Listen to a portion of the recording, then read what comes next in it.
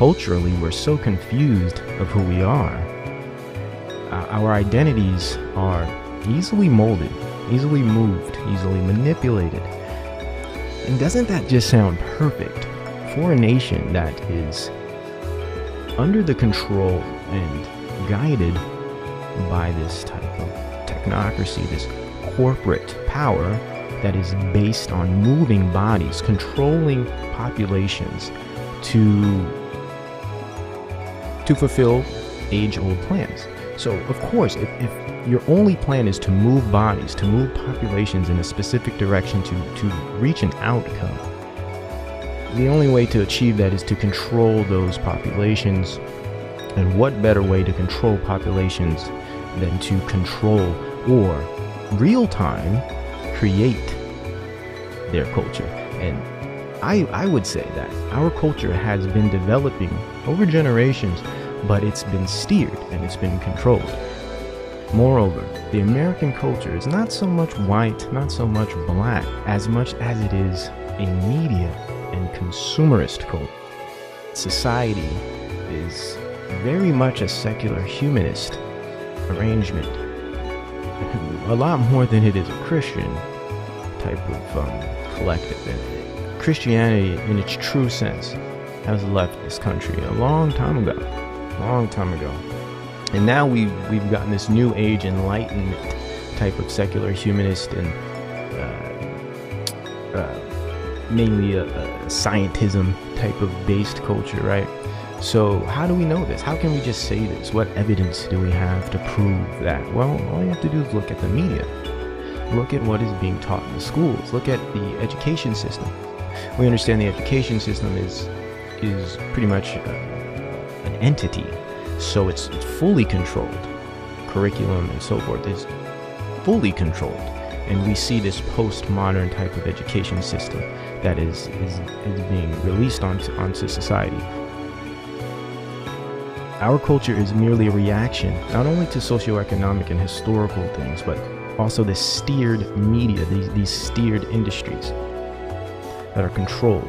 They pretty much create culture by whatever they release. Whatever is put into the public popularly will become a part of the culture. Just by default, this is conditioning, operant conditioning actually. We can look into the work of B.F. Skinner to get a better understanding of this. Humans can be programmed. And interestingly, when you look at the early stages of America, especially in the medical industry and in the sciences, we were specifically focusing on human behavior more than anything else. The Tavistock Institute is a great example of this. When you look at these things, some of the earliest scientific work was based in human behavior. Why were we so concerned with how humans behave? Well, we were concerned because we wanted to control that behavior. We wanted to predict that behavior. Why? Because America has always been set in a direction. It's not this organic country that's just been sprouting and blossoming and developing into something great and beautiful. No, it's a means to an end. It's willful ignorance to hold on to these things as some type of defining aspect of identity. It's foolish. It's foolishness, absolute foolishness. And any believer would know that. Hence the attack on believers, the attack on morality, the attack on Christianity. Generation after generation, we are being convinced that all we need to do is do what feels good, do what's best for us, consume, and have as much fun. You know, the pleasure principle. Timothy Leary used to talk about this all the time. In fact, in one of my videos, I have a clip of him stating from his mouth, yeah, we have sold the American people the idea of the pleasure principle. People care more about pleasure than anything else, and we love it. And that's been the goal. We are now creating our identities through social media platforms.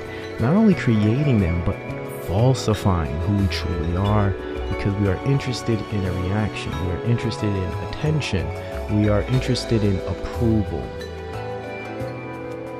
We see this mainly with things like Instagram, which create a false reality for those that spend a lot of time scrolling through an endless feed of people who really don't exist. Now, what do I mean by that? What they're showing you doesn't really exist.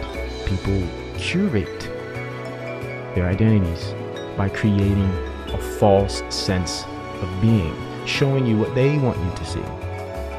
Okay, endless happiness, endless, I have this, I have that, look how great my life is. And of course, we see the depression and anxiety results of that for people. When they see that, it brings them down. We know that, but what's more important is the idea that culture is being changed through these types of platforms. Now, being a good person doesn't matter anymore. Our culture is based on this type of reaction to media, and it's usually focused on either economic gain, which we see through crony capitalism. Okay, so our culture is kind of founded in this economic gain focus, this greed, this culture of greed, get more. Quality of life, standard of living is based on acquisition. Okay, what you can acquire, what you can collect. Your things make your value. This is a very surface level type of culture where we define ourselves through our things. We define our identity through what we own, what we wear, how we appear, and how people think of us. So what happens then is we create this culture of inauthenticity.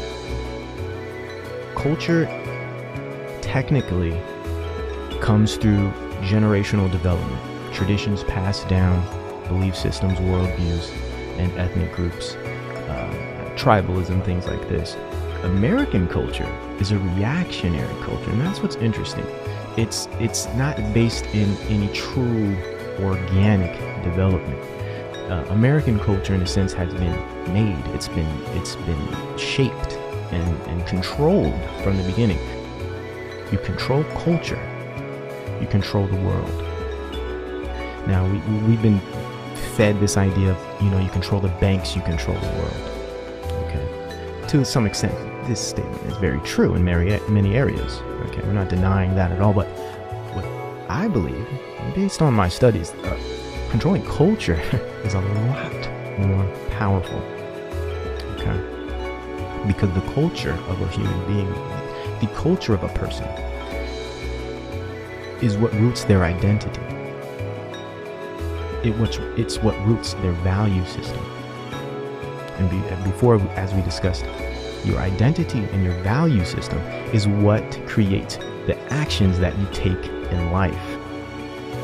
So if I can design your culture, I can design your identity. Therefore, I can predict and manage not only your perception, but your actions. That is very dangerous when you think about so-called freedom or liberation, as they like to sell us. They sell us this idea of us being free as Americans, the free country, the free world. I believe this is all a big lie. The American dream, no. Well, yeah, maybe it is a dream because it's not real.